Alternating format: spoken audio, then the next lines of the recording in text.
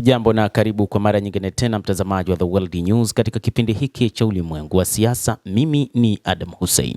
Taarifa zinaripotiwa kwamba rais wa Marekani kwa wakati huu hataki vita vya moja kwa moja dhidi ya Iran, lakini anataka kuiwekea vikwazo Iran isipate fedha na hatimaye uongozi uamue kuondoka wenyewe madarakani. Ndicho ambacho rais huyo wa Marekani Donald Trump anapanga kufanya. Rais wa Marekani Trump amewaagiza wasaidizi wake kujiandaa kwa muda mrefu wa kuzuia Iran isiuze mafuta na kwamba sasa wanataka kuzuia bandari za Iran. Hii ni kwa mujibu wa gazeti la Wall Street Journal ambalo limeripoti siku ya Jumanne likuwa nukuu maafisa wa Marekani. Katika mikutano ya hivi majuzi, rais wa Marekani Donald Trump aliamua kuendelea kuminya uchumi wa Iran na mauzo ya mafuta nje ya nchi kwa kuzuia meli kwenda na kutoka katika bandari zake. Ripoti hiyo ilisema na kuongeza kuwa anaamini kuwa chaguzi zake zingine, ikiwa ni pamoja na kuanza tena ulipuaji wa mabomu au kuondoka kwenye mzozo, zina hatari zaidi kuliko kudumisha kizuizi.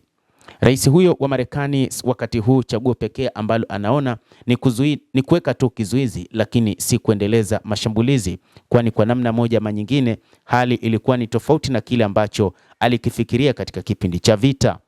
Hata hivyo, wachambuzi wa mambo wanasema kwamba hali ambayo itaendelea katika mlango wa bahari wa Hormuz, kama ambavyo rais wa Marekani Donald Trump anataka kuweka agizo lake la kizuizi cha muda mrefu, kuna uwezekano jeshi la Iran likafanya mashambulizi katika meli zake, na hii ndio ambayo itamwibua kwa mara nyingine tena rais huyo wa Marekani Donald Trump kuamua kuja na njia nyingine ya kufanya mashambulizi dhidi ya Jamhuri ya Kiislamu ya Iran na kwamba vita vitakuwa vikubwa zaidi. Ndicho ambacho wataalamu wa kivita wanaona kwa sasa. Ikiwa rais wa Marekani ataweka kizuizi hicho kwa muda mrefu, wa Iran hawezi kukubaliana nalo. Wa Iran hawatakubali eneo lao la mlango wa bahari wa Hormuz kuwa chini ya Marekani, kwamba meli zao zizuiliwe tu, lakini kumbukwe kwa sasa wameshaweka zuio la kwamba hakuna meli kuingia wala kutoka, na hii itasababisha hali ya kiuchumi kuwa mbaya duniani, lakini pia hata katika Jamhuri yenyewe ya Kiislamu ya Iran. Kitakachotokea ni kwamba wa Iran wataamua kuzifukuza kwa nguvu meli za Marekani. Sasa kitendo cha kufanya mashambulizi katika meli hizo ndicho ambacho kitakuja kupelekea kuibuka kwa vita vikubwa zaidi kati ya Marekani na Jamhuri ya Kiislamu ya Iran. Ndicho ambacho wachambuzi wa mambo kwa sasa wanakiona.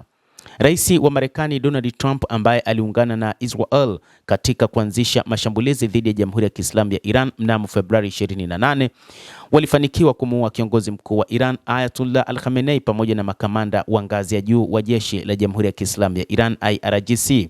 Hata hivyo, vita hivyo vilipiganwa ndani ya siku 40, lakini ni rais wa Marekani Donald Trump ambaye amekuja kutangaza usitishaji wa vita. Hata hivyo, baada tu ya tarehe ya mwisho ya kumaliza usitishaji wa mapigano hayo, rais huyo aliongeza muda zaidi wa usitishaji wa mapigano ambao hakutaja ni lini ambapo wataweza kusitisha mapigano kati ya Marekani na Israel.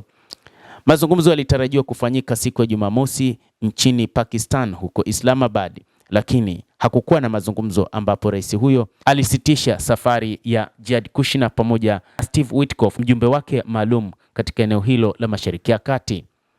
Mpaka sasa hakukutajwa ni lini kutakuwa na mazungumzo ya moja kwa moja kati ya Marekani na Iran. Iran ilitoa pendekezo lake kwa Pakistan baada ya waziri wa mambo ya kigeni Abbas Araghchi kusafiri hadi nchini humo Pakistan, ambapo moja kati ya namna ambayo Iran inataka kumaliza vita hivyo ni pamoja na kuitaka Marekani kuondoa vizuizi vyake katika mlango huu wa bahari wa Hormuz, lakini kuachana na mpango wa kuzungumzia suala la nyuklia ambalo litakuja kuzungumzwa katika siku za mbeleni. Inadaiwa kwamba siku ya Jumatatu rais wa Marekani Donald Trump alikaa na kamati yake maalum kuhusu masuala ya usalama, lakini inadaiwa kwamba alikataa mpango huo wa Iran. Mtazamaji wa The World News, hayo ndio tuliokuwa nayo, na bila shaka nawe pia una nafasi ya kulike, una nafasi ya kucomment, kadhalika kusubscribe channel yetu hii upate habari hizi kwa mapana kupitia The World News. Naitwa Adam Hussein, endelea kuwa nasi wakati wote, endelea kutufuatilia.